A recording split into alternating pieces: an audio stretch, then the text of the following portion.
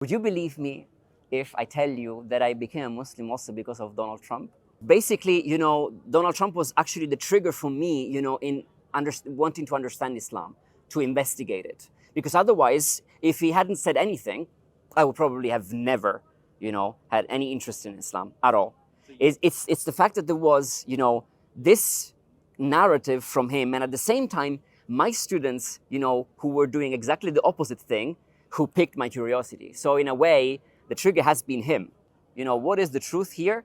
Let's go to the root of the issue, and let's read the Holy Quran. My name is Mirko. I'm originally from Italy, from Sicily, but I currently live in Iceland, and I moved there more or less 11 years ago. And first of all, I think there have been three main phases of my life, from a religious perspective, or a-religious. First, I was a Christian. I was a Catholic. I was born in a Catholic family, even if they were not so, nominally, let's say, they were nominally Catholic. And then I went through a phase of atheism, and then I moved towards Islam, and within Ahmadiyya. So, okay, just to, if I talk about my experience specifically, during these three phases, well, I wanted to experience, spirituality. And as at the time as a Christian, I wanted to, be as active as possible within the community. So I was more within, a Franciscan community. And then I actually, at the age of 16, I felt inside me the idea of becoming a priest, a Franciscan friar, yes. So if I say it, I don't know. At the time, of course, I thought I wanted to sacrifice my life for the sake of religion and also helping others. And that's why, I decided to follow that path. And I became a postulant at the age of 18 in a Franciscan friary. And I remained there for 1.5 years, more or less. And at a certain point, it started becoming difficult. I wasn't probably prepared for that kind of experience. And things, collapsed a bit when at a certain point, there was one of the friars who started getting ill.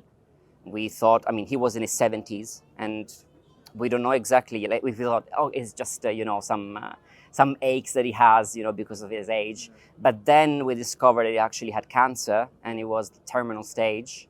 And he, he had problems walking because actually the cancer was cutting, the nerves connecting to the legs. So that's why there was this issue. So we, took care of him until his last breath. But that experience, because I have always been protected in a way from this kind of things in my family. My parents have been very protective regarding negative things, which at least negative news and negative things are close to us. And so at the point, it was so difficult for me. I basically had a breakdown, and then, I couldn't make it anymore, so I left. And then after a while, I tried once more, but it went also badly. And it felt so, I felt so bad about it, because my thought process at that point, after the second experience, where basically they told me no. Because very quickly after restarting, I had basically a breakdown there too. And they told me no. So I felt in a way what is going on? I cannot manage to, I feel so unwanted. In a way, I was thinking, does God not want me? So in a way, this led me, so I would say there was more a matter of anger and sadness at the same time, oh, I feel unwanted. So at this point, if I'm unwanted, then I don't want God anymore. And so I started, just being totally not interested in religion at all. So that's how my atheist phase started. So it came from a place of anger, so emotions, mostly. And then, I started working, just to, live a totally different life. And then at a certain point, I had find a job, I found a job in Sicily, something that was completely, not my field, but still I managed to. It was solar energy, so much into technology. And then one day in 2010, then I discovered, I was just going, surfing on the internet. And then I started seeing some pictures of northern lights in Iceland, waterfalls and, glaciers. And I was like, wow, Iceland is amazing, And then the language nerd inside me, because I've always been a language nerd, I thought, what language do they speak? And then I went, on some websites to see some texts written in Icelandic. I was like, whoa, I want to learn this language. And then I started from, that first day, it was 4th of April, 2010. From that day, every single day, sometime for Icelandic, because I wanted to learn the language and move there. There was something, I don't know, that pushed me. And this same thing had happened also with Arabic. I was 13 years old, I was in high school. So after I was done with my homework, because I had nothing to do, I said, you know what? Also, like I discovered at a certain point Arabic, from a schoolmate of mine. She was from Morocco. And when I heard her speaking Arabic, I was like, it's interesting. I want to understand more. And then I started studying it like constantly. It was incredible. That first time, like with Arabic, I was so in love with the language. But I was only interested in the language at that time. At that time, proficient, not really. But I could already, read and like some easy texts, and also, speak a bit, yes. But really, no, not that proficient. And how old were you? 13 when I started. Yeah. Now, I've tried many languages, many. Okay. I've tried to study Finnish, Romanian, Estonian, many different languages, but only Arabic and Icelandic had this impact on me. Only these two. I cannot even explain why. It came was really strange. Since like middle school, I started loving languages very much, and basically what happened was that I wanted to, as soon as I had developed this passion for Icelandic, I wanted to study at university foreign languages. But of course, considering also my breakdown, I was still living with my parents at that point after the friary. And we came to a compromise in a way, like, if you want to study university, don't go directly to Iceland. Stay here in Italy and study, languages if you want to study languages. Okay, and I moved to Rome. And then from Rome, after 1 year, I found a way through a scholarship to move to Iceland and study Icelandic there. And that's how, it all started. When I started living in Iceland, and then I remained there for 11 years. And then, while I was there, then, I was still in my atheist phase, but I started traveling in Iceland. So I was shocked, amazed, like seeing live, finally, those things that I had seen in photos, northern lights, like in front of my eyes, waterfalls, glaciers. I had so many experiences there, and it's so beautiful, that landscape. And also, one thing that was astonishing to me was the sky. I lived, I'm from Sicily, and, at times, when you live, in a city, you generally don't see, you tend to see buildings here and there. But in Iceland, you have areas where there is nothing, absolutely nothing, just the sky and the earth. And it felt so wide, even wider than somewhere else in the world. And I was like, wow, this is stunning. And then this pushed me in a way to think, could it be that maybe, all this beauty is not just a product of random chance? That was, the thought that crossed my mind.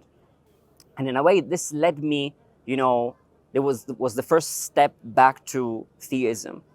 Because at a certain point, with time, I started developing some sort of, thought in relation to atheism. I started detaching a bit, because with time, I started thinking that, the problem with God that atheism has is probably more related to morals. So that the problem of God is a moral issue.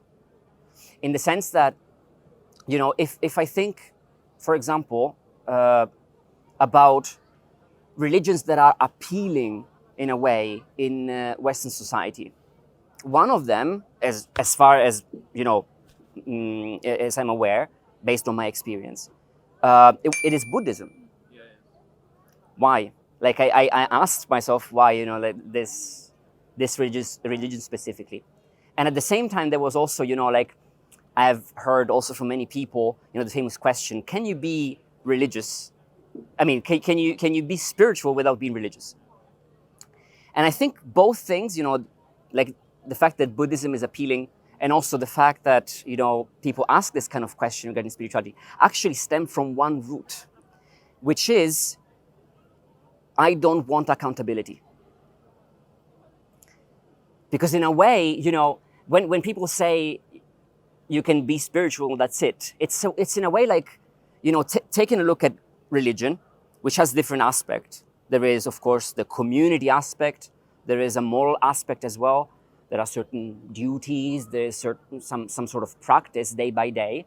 And then there is another side, which is more that sense of connection towards the other, like that feeling, that you are in connection.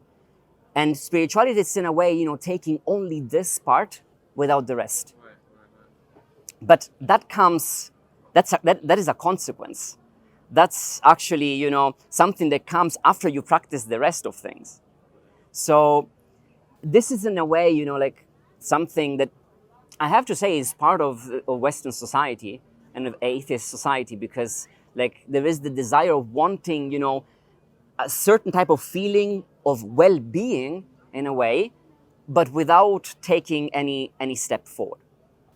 Now, when I move to back to theism, someone might ask, well, okay, yeah, you became a Muslim, but you could have become back a Christian, Why not Christianity? Because even in that case, like also in retrospect, I know that, my rejection of Christianity came from a place of anger, but in retrospect, now, my thought is, no, I would never, come back to Christianity because, one thing that I remember from my experience of Christianity is the idea of keeping balance, where basically, you are always in the same position. You don't move, like you don't change in your personality, and you just have to be careful to keep, balance. And if you fall, okay, there is the sacrament of confession, and after that, you come back to the same position again. It's in a way a negative side of religion. I want to develop. And for doing that, I mean, it cannot be such a passive, attitude, which my opinion is, it is very common within, Christian society, at least Catholic society. So the idea that, you remain there. You don't have to change. Everything is fine with you in a way. You just have to be careful, to not fall. But that's a negative, view of religion in a way, because, it's like, the analogy of the bicycle. If you stay like this you ride a bicycle and you don't move, of course you're gonna fall. But the only way to keep balance and without falling is moving forward. So you have to develop somehow actively, And compared to Islam, the way to move forward is actually a push, and that push doesn't come. If I look at Christianity, it didn't come at that time, because in the end, if Jesus has sacrificed himself for my sins, also the ones that I'm going to commit, how am I motivated to change my personality in the first place? I find it in a way pedagogically really, problematic, because, even a parent who takes the blame for, for what his son makes, of course, in a way that child is going to feel entitled and say, well, I mean, I can do whatever I want in a way and I can still get away with it because my father is going to take the blame for this. It's difficult to feel the push in that sense. And we are experiencing this also in modern society, no? Like kids who feel really entitled because in the end, they are going to get away with everything. And it's so easy. I mean, in a way, the idea that someone else is sacrificing for you, it puts you into a situation in which, yeah, okay, but, I can, you don't feel motivated to change yourself in a way. In Islam, this doesn't come up. You have to develop virtue. There is a really positive side in that sense. You cannot simply stay there and not remain passive. Like, for example, if I remained all the time at home without meeting people, without doing anything, well, I was probably not committing sin, theoretically speaking, but still, you are not there to be an island far from other people. You are in a society, and every single member of the society has to contribute somehow. It is our responsibility. As a Muslim, I would say God didn't create us, to stay away from each other. God created us in, like with different personalities all together, with different abilities, so that we can take care of each other. And so we have a responsibility to, in a way, to contribute to maintain the well-being of society. And this is something that I definitely, found in Islam. It was enough for me already, to observe, the nature of Iceland, to think there should be a God, because this cannot be the product of random chance. I mean, the odds are so high. The odds are so high. And the thing is, even in retrospect, like especially now as a linguist, because I do, some research, for example, on linguistic variation. And, if I look, for example, at data from texts in whatever language, okay, and I want to check, one variant against and compare it to another, maybe one that is dominant, for example, and I want to check whether there is variation, okay, if I have 1,000 examples of one variant and only one of the other, okay, can I say that there is syntactic variation, or whatever it is, just by looking at one example? It would be very improbable, right? So it would be more probable that the other variant is still dominant, right? So even if I compare, for example, considering the universe as the product of random chance, and on the other hand, the product of design, it's like comparing really the 99% against 1%. I would not consider the 1% at all, the product of random chance, because the odds are so high, the variables are so many in order to, guarantee life in a way on a planet in the universe. That there are so many variables that it's, very, very difficult, extremely difficult, that all the correct values of each variable are there in place, right? So that for me is the 99%. Definitely not the 1% that remains, which is basically the random chance. As soon as you put God into the equation, to people it means morals. There is an absolutely good and an absolutely bad, and I'm going to be held responsible for what I do and what I say. And that's something that people do not want. They want to do whatever they want, whenever they want, however they want, and there is nothing people can do about it. In a way, other people can do about it. And the thing is, let's consider this, for example, because one thing that, okay, let's not think about, possible arguments, logical arguments for the existence of God.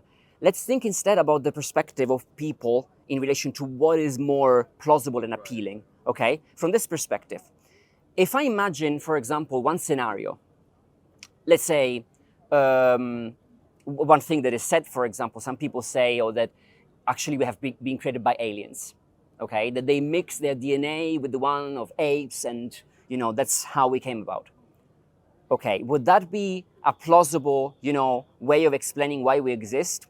For many people, it will be plausible, it will be acceptable. Why? Because there is no mention of morals. It's just, we would be basically the product of an experiment. So in a way, there is nothing we have to deal with. And, but if I added to this scenario the possibility that the aliens would come back to judge us for what we did, it would be immediately unacceptable. Why? Because I'm adding morals into the picture, which is something that people don't want.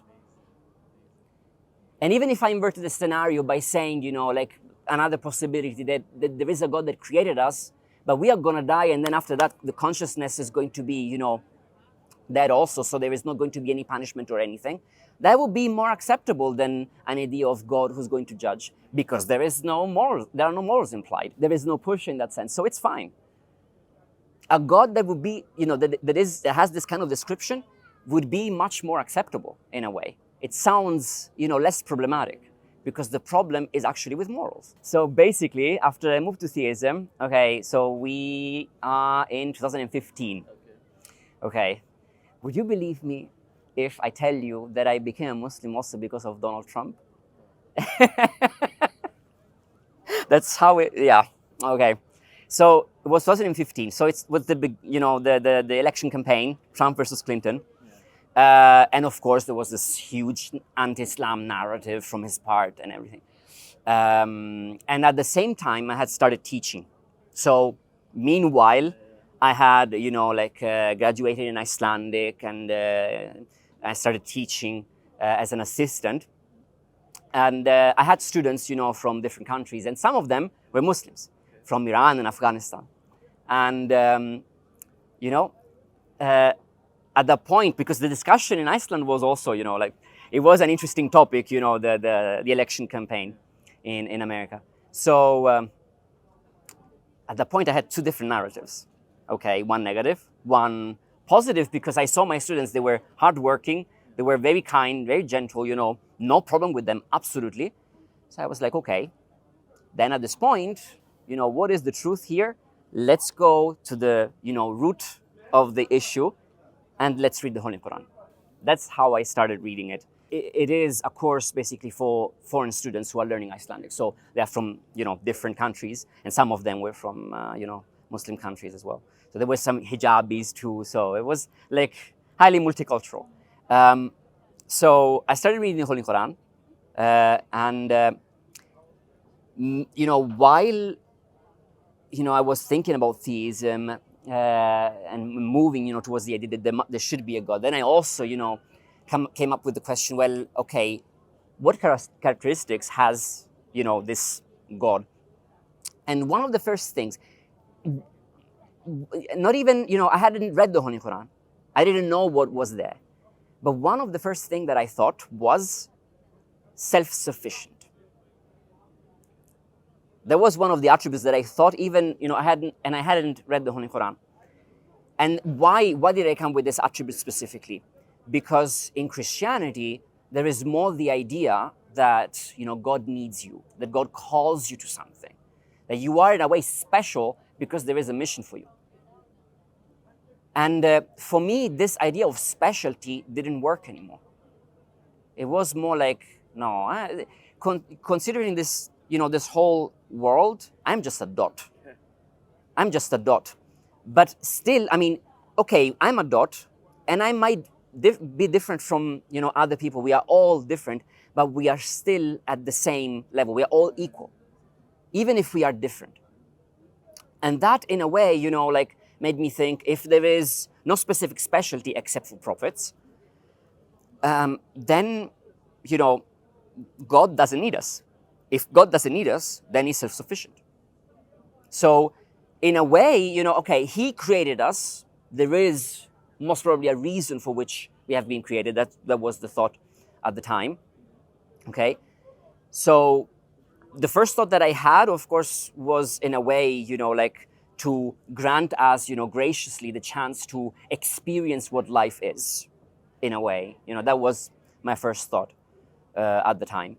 But then, while reading the Holy Quran, it shocked me that there was the same, thought about, self-sufficient. I was like, whoa, that's exactly, what I thought. But of course, then the idea of the reason why we are here, okay, differed from what I thought, but still, many things resonated a lot with what I thought. It makes sense. This idea of God that I find in the Holy Quran, it makes more sense. God is one, not three. So there are not like three consciousnesses in the same consciousness, where basically, they're together, but one doesn't know what the other consciousness is thinking.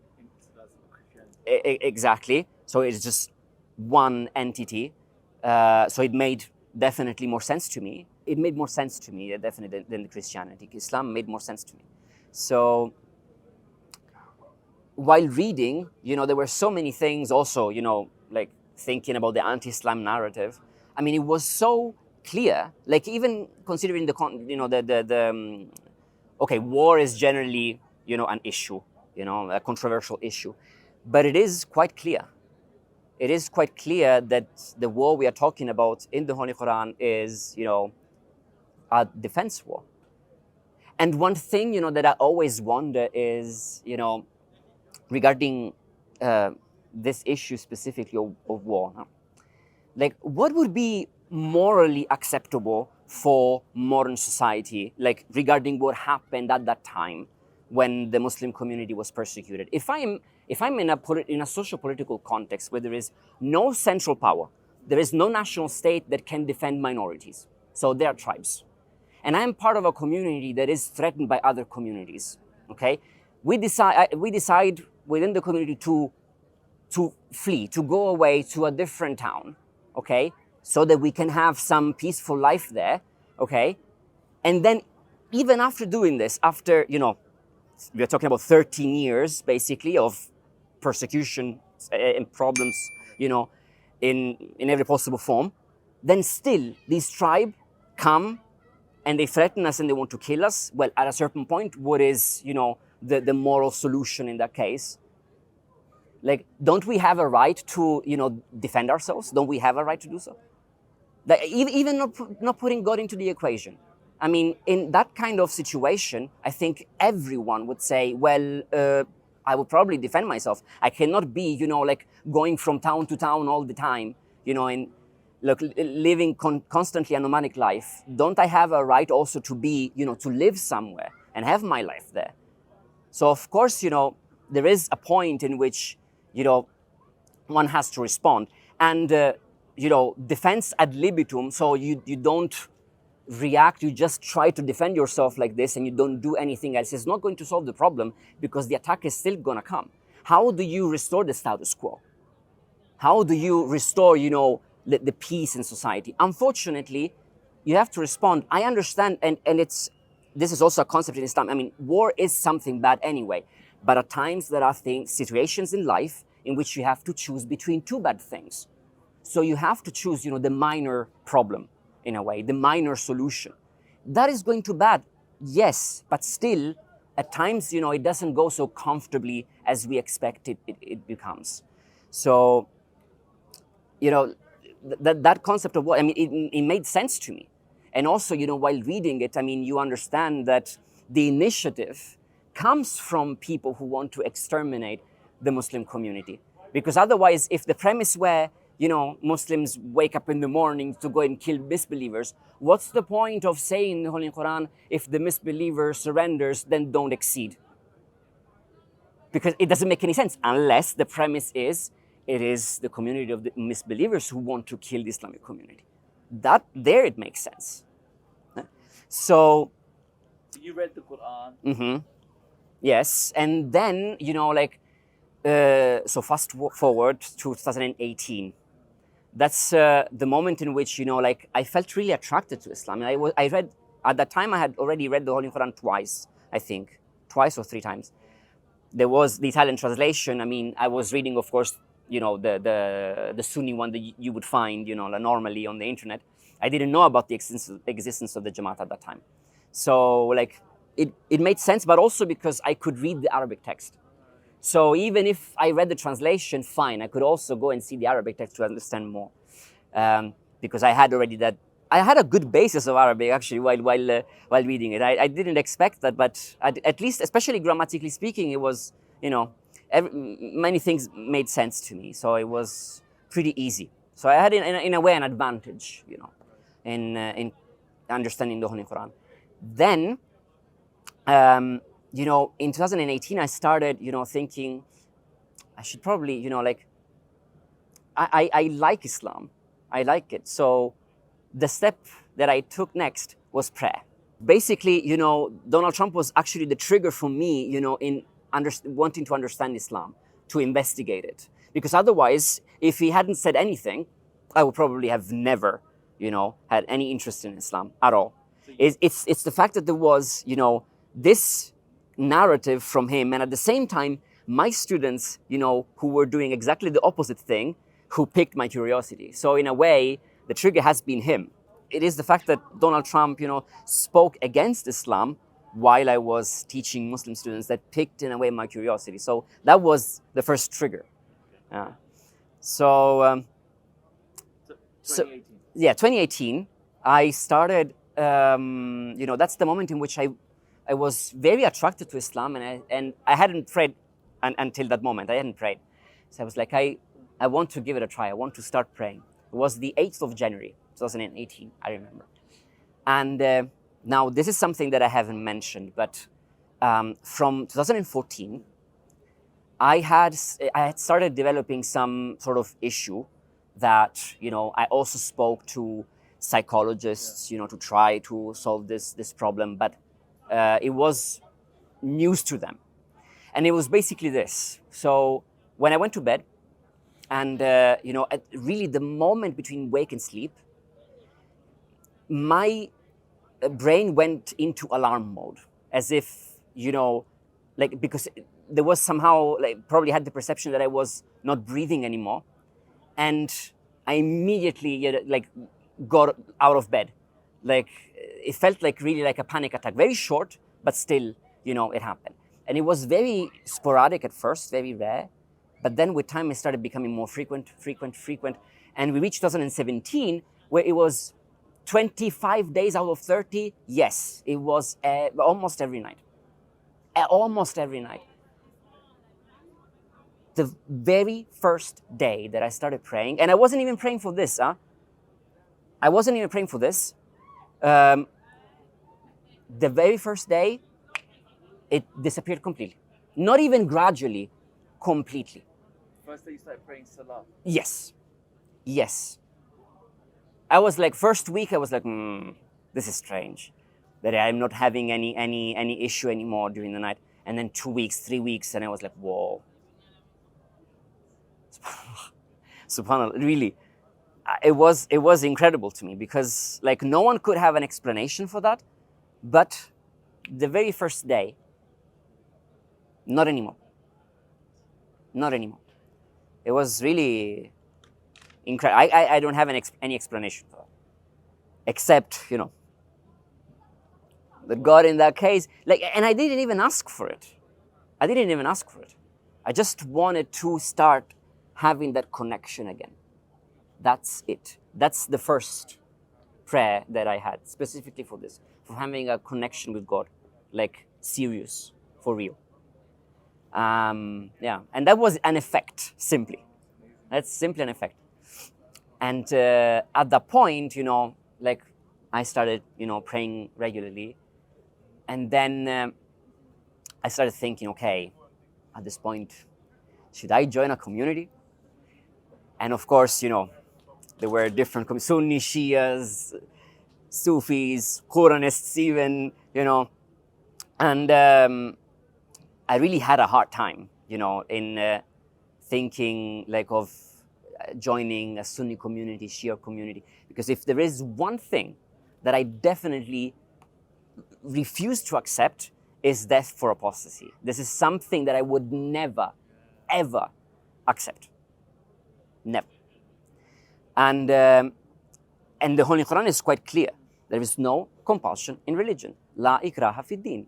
So if there is no compulsion in religion, one should be able to say, no, I don't want to follow Islam. They should be free to leave.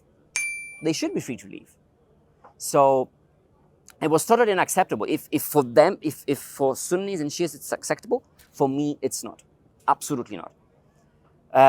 But in retrospect also, there are certain things, that now that I joined, of course, the Jamaat, there are certain things that I would not accept at all, in relation also to the figure of the Messiah Mahdi that they have. And as a linguist, especially as a linguist, I would never accept that argument. Absolutely not. From their perspective, this Jesus that is spoken about, like specifically in the ahadith, is the same Jesus that lived 2,000 years ago and is still alive in body and soul. And he should be the Messiah Mahdi that is promised and should come back. While we think that it is someone, not the Jesus of 2,000 years ago, but someone who had to have the same function, the same task, okay? So I was saying that from my perspective, as a linguist even, I cannot accept this idea that is proposed by the Sunni community, the Shia community. Simple reason. Linguistically, why? Linguistically, for two reasons, okay? One is related to translation for the most part, but another one is linguistic, specifically, purely linguistic. So let's say, okay, let's assume, okay, that since the Messiah Mahdi are the same person, there should be only one messenger still alive, according to the Sunni understanding. Correct? Okay. If we take the verse 145 of Surah Al Imran, that verse starts with Ma Muhammadun illa rasulun qad khalat min qablihi rusul. Okay? According to the Sunni understanding, the idea here is that messengers have passed away before the Holy Prophet ﷺ. Messengers in the sense that many, the majority of them, most of them, to safeguard the idea that Jesus is still alive. Okay?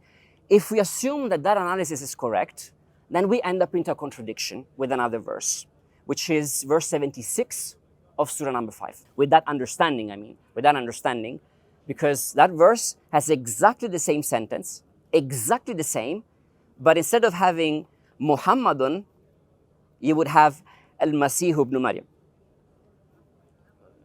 But in that case, you understand the implications of this. If we say the many messengers have passed away, not all of them, before the Holy Prophet ﷺ, then we also have to assume that many messengers, and not all of them, have passed away before Jesus ﷺ. Who is the second messenger? Because at least at this point, there are two messengers who are alive. Who is this messenger before Isa ﷺ who is alive? So at that point, is there a problem then with the hadith from Ibn Majah? Let's say for the sake of the argument that that is incorrect. And let's say that these are two people. Still, we have a problem. And the problem is with a definite article. Because in many languages of the world, and this is this linguistic argument that I'm thinking of, like purely linguistic. The definite articles with plural nouns, has an effect, which is, we call it effect of maximality. If I say, for example, in English, let's say that I have 3 kids, okay? Let's say that I have 3 kids. And I have to talk to my wife to tell her, that they are home. And I say, the kids are home. How many am I talking about? All of them. That the context implies it because the definite article has this kind of effect. And since these 2 verses have the definite article, we definitely have to assume that it's all of them. Ar-Rusul, yes. In this case, definitely yes. Now, someone can say, oh, well, it doesn't make any difference if there is a definite article, a tanween. It makes a difference. Because the definite article, the tanween is also in other constructions in the Holy Quran. I remember that there is one in verse 31 of Surah number 13, if I'm not mistaken, is قَدْ خَلَتْ مِنْ قَبْلِهَا أُمَمٌ with the tanween. So we have one plural noun, countable, which is umamun, with the tanween, and another one, ar-rusul, countable, plural noun with a definite article. If there is a grammatical difference between these 2 nouns, there must be a reason, because the word of God must have wisdom in every single aspect. So the tanween by itself with plural nouns expresses partitivity. So part of them. And of course, in that context, قَدْ خَلَتْ مِنْ قَبْلِهَا أُمَمٌ, it means that some communities have passed away, some didn't, some are still there. But if that is the effect, we cannot apply the same effect on the definite article. There must be maximality. It must be something else. So of course it's impossible to accept the idea. So at this point, there are 2 possible outcomes.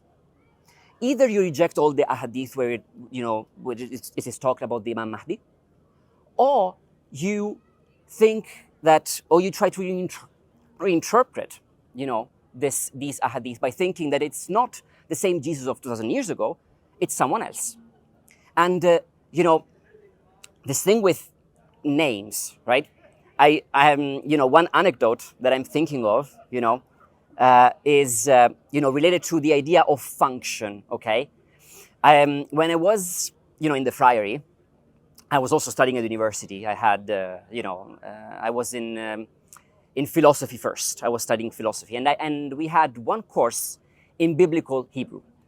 Now, being a nerd, a language nerd, of course, it was easy for me, and the other people, they were like, they were seeing that it was pretty fine, for me. I was pretty quick, and they started making a joke about me, like especially people from, the religious orders, the friars, saying, "Adopt a Mirko. Every religious order would want one."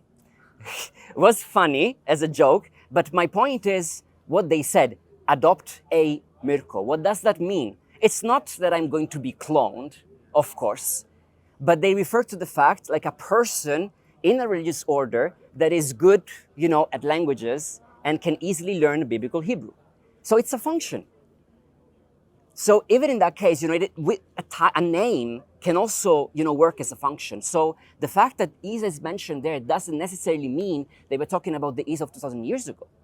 It can also mean a function. A Jesus, son of Mary, in a way.